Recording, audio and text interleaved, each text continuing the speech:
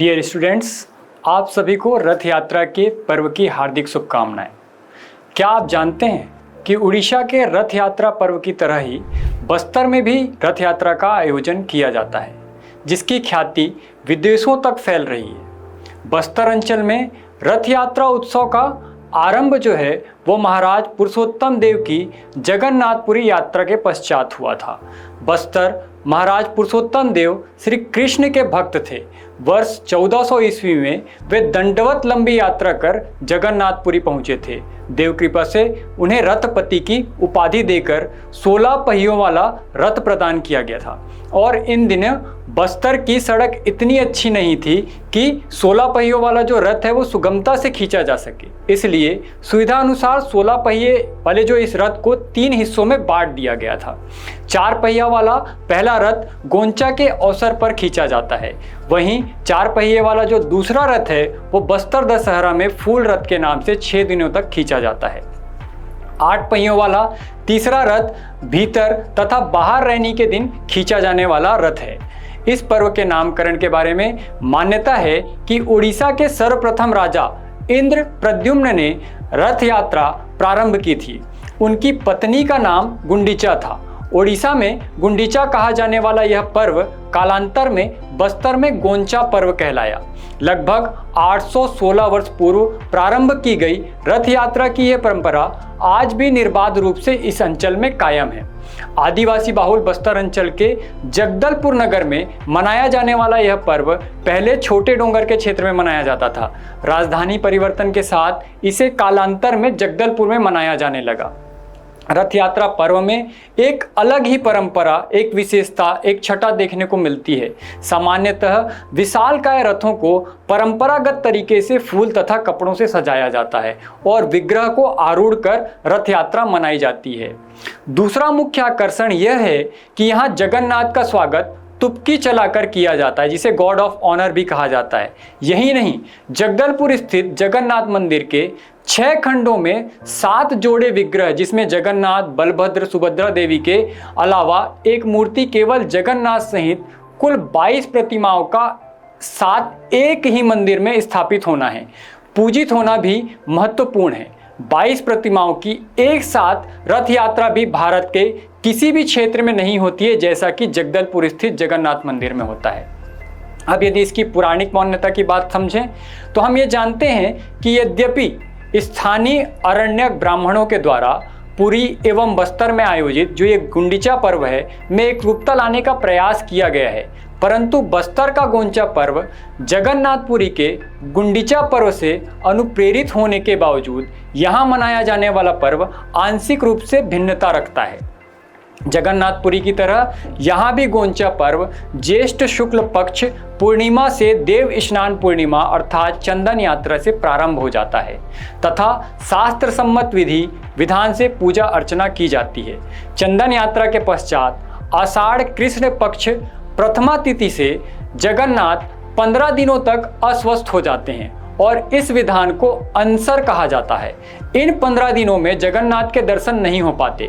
15 दिनों के पश्चात आषाढ़ शुक्ल पक्ष की प्रथमा दिवस से नेत्रोत्सव मनाया जाता है। अस्वस्थता के बाद नेत्रोत्सव के दिन जगन्नाथ स्वस्थ होकर श्रद्धालुओं को दर्शन देते हैं। आषाढ़ शुक्ल पक्ष द्वितीया से जगन्नाथ की रथ यात्रा प्रारंभ हो जाती है, जिसे यहाँ श्री गोंचा या गोंचा पर्व के नाम से जाना जाता है। जगन्नाथ के विग्रह की पूजा अर्चना कर 3 रथों में सुसज्जित करके स्थानीय जगन्नाथ मंदिर से गोल बाजार की परिक्रमा करते हुए तीनों रथों को सिरासार भवन तक लाया जाता है, जहां जगन्नाथ को 9 दिन तक अस्थायी रूप से विराजित कर दिया जाता है। मान्यता के अनुसार जगन्नाथ जगत भ्रमण करते हुए अपने मौसी के यहाँ जनकपुरी पहुँचते हैं। आषाढ़ शुक्ल पक्ष द्वितीया से लेकर आषाढ़ शुक्ल पक्ष दशमी तक प्रतिदिन सिरासार में जगन्नाथ, बलभद्र और सुभद्रा देवी के समक्ष श्रद्धालुओं के द्वारा भजन कीर्तन, रामायण पाठ, सत्यनारायण की कथा, प्रसाद वितरण और अन्य सांस्कारिक और सांस्कृतिक कार्यक्रम अनवरत चलता रहता है। अंचल के अरण्यक ब्राह्मणों के अलावा सभी धर्म संप्रदाय के लोग जगन्नाथ के दर्शन व पूजा पाठ हेतु यहाँ पहुँचते हैं। इसमें एक रस्म होती है जिसे कहा जाता है हेरा पंचमी। आषाढ़ शुक्ल पंचमी को हेरा पंचमी उत्सव मनाया जाता है। पौराणिक कथा के अनुसार विष्णु लक्ष्मी को बिना बताए अपने भाई व बहन के साथ जगत भ्रमण के लिए निकल पड़े। लक्ष्मी 4 दिन तक विष्णु के न लौटने के कारण उन्हें ढूंढने निकल जाती हैं। ढूंढते ढूंढते जनकपुरी में विष्णु को पाकर उनसे वाद विवाद करती हैं। इस विधान में अरण्यक ब्राह्मणों के द्वारा लक्ष्मी की डोली लेकर विष्णु को ढूंढने का उपक्रम करते हुए सिरासार जो भवन है वहां पहुंचा जाता है। सिरासार परिसर में स्थापित जगन्नाथ के विग्रह के समक्ष डोली रखी जाती है तथा वाद विवाद के रस्म को निभाने के लिए जगन्नाथ की ओर से उनका पुजारी एवं लक्ष्मी की ओर से अरण्यक ब्राह्मणों के द्वारा प्रतिनिधित्व करते हुए लक्ष्मी नारायण संवाद को लयबद्ध गाकर व्यक्त किया जाता है।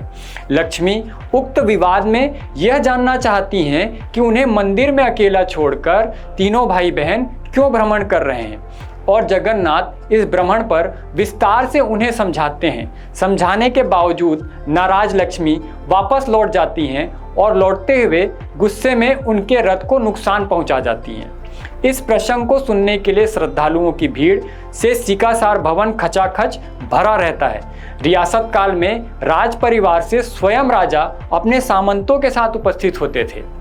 इसके बाद जो अगली रस्म होती है उसे कहा जाता है बहुड़ा गोंचा। आषाढ़ शुक्ल पक्ष 10वीं को पुनः जगन्नाथ के विग्रह को रथारूढ़ कर तीनों रथों को परिक्रमा कराते हुए श्री मंदिर अर्थात जगन्नाथ मंदिर लाया जाता है। इसे बहुड़ा गोंचा अथवा बाहड़ा गोंचा कहते हैं। श्री मंदिर पहुंचने के बाद कपाट फेड़ा विधान पूर्ण किया जाता है। इस विधान में पंचमी को रूठी हुई लक्ष्मी विष्णु को श्री मंदिर में प्रवेश करने नहीं देती हैं। श्री मंदिर का दरवाजा बंद कर देती हैं। काफ़ी मान मनोबल और भेंट देने के बाद लक्ष्मी दरवाजा खोलती हैं। इस विधान को कपाट फेड़ा कहा जाता है। बाहड़ा गोंचा के दूसरे दिन अर्थात आषाढ़ शुक्ल पक्ष एकादशी को विष्णु की देवसैनी के पश्चात चतुर्मास तक देव विग्रहों को जागृत नहीं किया जाता। आषाढ़ शुक्ल पक्ष एकादशी को देवसैनी के बाद हिंदू रीति के अनुसार भगवान के शयन कक्ष में चले जाने के कारण कार्तिक शुक्ल पक्ष एकादशी तक किसी भी प्रकार का शुभ कार्य नहीं किया जाता। कार्तिक शुक्ल पक्ष एकादशी को हरि उत्थान एकादशी मनाई जाती है। इसी दिन भगवान जागृत अवस्था में भक्तों को दर्शन देते हैं। इस पर्व के दौरान तुपकी चलाने की परंपरा का आयोजन भी किया जाता है। बस्तर में बंदूक को तुपक कहा जाता है और तुपक शब्द से ही तुपकी शब्द बना है। यहाँ रथ यात्रा गोंचा पर्व के दौरान बच्चे युवक युवतियां रंग बिरंगी तुपकी लेकर अपने अपने निशाने की फिराक में रथ के चारों ओर मंडराते रहते हैं। पूरे नगर में हजारों की संख्या में अंचल के आदिवासी तथा गैर आदिवासी श्रद्धालु जुटते हैं, जिससे नगर में मेले का माहौल बना रहता है। बस्तर का गोंचा पर्व किसी एक समुदाय का नहीं वरन बस्तर में निवास कर रहे विभिन्न धर्म और जातियों के लोगों का पर्व है। जगदलपुर में गोंचा पर्व में तुपकी चलाने की एक अलग ही परंपरा दृष्टिगोचर होती है, जो कि गोंचा का मुख्य आकर्षण है। तुपकी चलाने की परंपरा बस्तर को छोड़कर पूरे भारत में अन्यत्र कहीं भी नहीं होती है। दिवाली के पटाखे की तरह तुपकी की गोलियों से मारा जाता है। शहर पूरा गूंज उठता है। यह बंदूक रूपी तुपकी पोले बांस की नली से बनाई जाती है, जिसे ग्रामीण अंचल के आदिवासी तैयार करते हैं। इस तुपकी को तैयार करने के लिए ग्रामीण गोंचा पर्व के पहले ही जुट जाते हैं तथा तरह तरह की तुपकियों का निर्माण अपनी कल्पना शक्ति के आधार पर करते हैं। इन तुपकियों में आधुनिकता भी समाहित होती है। ताड़ के पत्तों, बांस की खपचियों, छिंद के पत्ते, कागज, रंग बिरंगी पन्नियों के साथ तुपकियों में लकड़ी का इस्तेमाल करते हुए उसे बंदूक का रूप दे देते हैं। आदिवासी अपने साथ लाई तुपकी में से एक अपने लिए रखकर विशेष शहरी लोगों को बेच देते हैं। इससे उन्हें कुछ आर्थिक लाभ भी हो जाता है। इस अवसर पर आदिवासी महिलाएं तुपकी के लिए पेंग के गुच्छे बेचती नजर आती हैं। पेंग या पेंगू एक जंगली लता का फल है जो मटर के दाने के समान ठोस और छर्रेनुमा होता है कि इसकी गोलियां नली के पीछे से बांस की बनी छड़ में दबाई जाती हैं तुर्की की गोली का रेंज 15 से 20 फीट तक होता है। इसकी भरपूर मार इतनी ज़बरदस्त होती है कि एक बार सही निशाने पर लग जाए तो मीठा मीठा दर्द का आनंद ही कुछ और होता है। करीब से खाई हुई मार किसी भी व्यक्ति को तिलमिला देने के लिए काफ़ी होती है। एक मान्यता के अनुसार रियासतकालीन गोंचा पर्व में विग्रहों को सलामी देने के लिए ये प्रथा आरंभ की गई थी, जिसके स्थान पर बस्तर अंचल के ग्रामीणों ने इस तुर्की का आविष्कार कर उस प्रथा को आज भी कायम रखा है। बस्तरिया लोक मान्यता के अनुसार गोंचा स्थल में तुर्की की मार शरीर पर आवश्यक पड़नी चाहिए, जिससे शारीरिक व्याधि स्वयमेव समाप्त हो जाए। औषधियों में पेंग का क्या महत्व है ये भी समझ लीजिए। तुर्की में प्रयुक्त किए जाने वाले गोली, जिसे स्थानीय बोली में पेंग या पेंगू कहा जाता है, जो एक जंगली लता का फल है। इसका हिंदी नाम माल कागनी है, जो आषाढ़ महीने में विभिन्न पेड़ों पर आश्रित बेलों पर फलते फूलते हैं।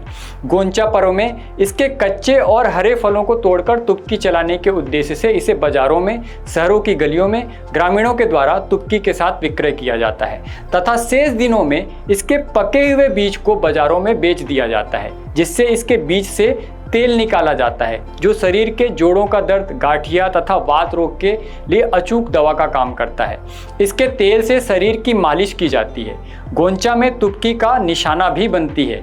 गांव से लाई हुई ग्रामीण युवतियां जो इस गोंचा पर्व में भाग लेने आई हैं, जो पेंग की मार से तिल मिलाकर प्रतिक्रिया स्वरूप तत्काल आक्रमणकारी की ओर झुंड के झुंड पेंग की मार की झड़ी लगा देती हैं और मार खाने वाला व्यक्ति के भाग खड़े होने पर खिलखिलाता कर हंस पड़ती हैं और दूसरा हमला करने के लिए पुनः अपनी तुर्की में पेंग भरकर तैयार हो जाती हैं। अगले शिकार के लिए कभी कभी तुर्की चलाने वाला युवक युवतियां हैं, इनके मध्य विवाद भी उठ खड़ा हो जाता है। युवक युवतियों की तुर्कियां छीनकर तोड़ देती हैं। ये सब कुछ एक छोटे रूप में पर्व की महत्ता को समझाते हुए ऐसा करते हैं। कोई गंभीर विवाद नहीं होता। हालांकि पुलिस प्रशासन इस बीच गोंचा स्थल पर मौजूद होता है। पर्व की परंपरा और हंसी ठिठोली के बीच सब कुछ नज़रअंदाज कर दिया जाता है। लोक परंपरा में गंजा मूंग की क्या भूमिका है वो भी समझिए।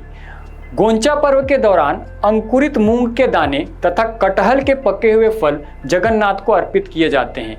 गंजा मूंग अर्थात अंकुरित मूंग के साथ गुड़ मिश्रित प्रसाद काफ़ी स्वादिष्ट और पौष्टिक होता है, जो पाचन की दृष्टि से भी महत्वपूर्ण होता है। तो इस प्रकार से ये जो गोंचा पर्व है हमारे बस्तर के लिए बहुत ही महत्वपूर्ण पर्व है, जो कि हमारी सांस्कृतिक परंपरा की झलक है।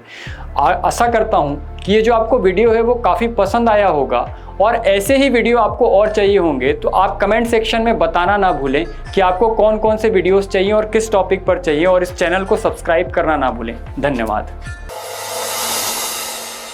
डियर व्यूअर्स, अपने एग्जाम की तैयारी को और बेहतर करने के लिए हमारे चैनल को लाइक, शेयर और सब्सक्राइब करना न भूलें।